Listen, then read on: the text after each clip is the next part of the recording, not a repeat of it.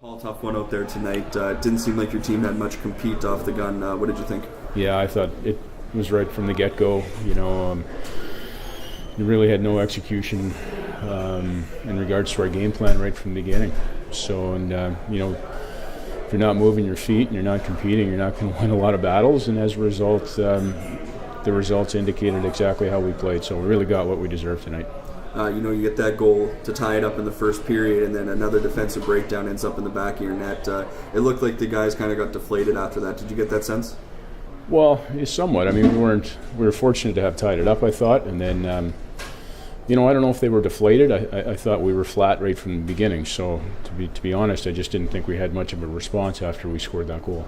Second period, things really kind of came off the rails there. Portage with some power plays, you know that they're going to be lethal with all the weapons that they got, but penalty kill looked okay at times. What did you think of the penalty kill unit? Yeah, at times. I mean, we had a couple of breakdowns there. I mean, certainly in the first period on the one goal, some miscommunication, etc. But, we had a little practice in the second period on it.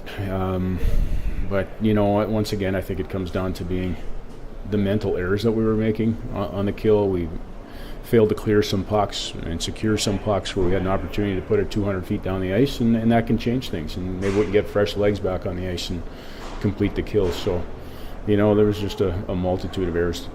One player that really played well, despite what the scoreboard says, was Matthew Thiessen. He kept you guys in it through most of the game as much as he could, but it's a learning experience for a young goalie. He knows he has to be a little bit better, right?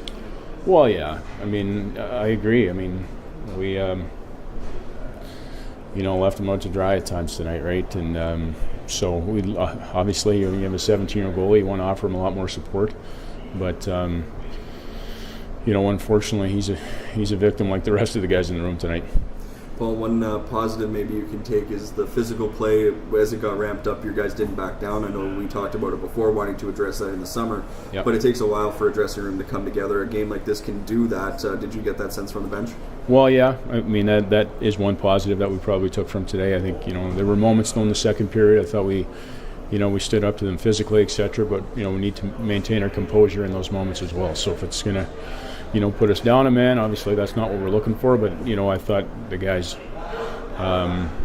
stood tall in that area tonight for sure. This one's going to be a tough one to sleep off tonight, but you practice tomorrow, get ready for Swan Valley on Friday.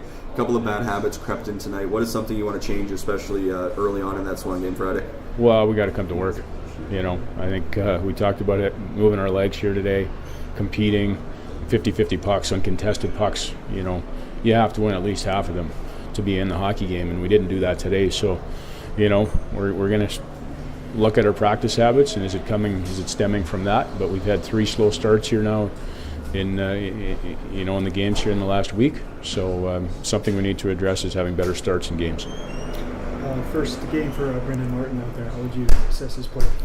Yeah, you know what, I thought Brendan played well. I thought he created some opportunities in the offensive zone, and not having played one game with us, I thought he acquitted himself well, and we had him in with a few different combinations as well. So as he gets more comfortable, Brendan's going to be a good player for us, and a tough first game for him in terms of the environment today.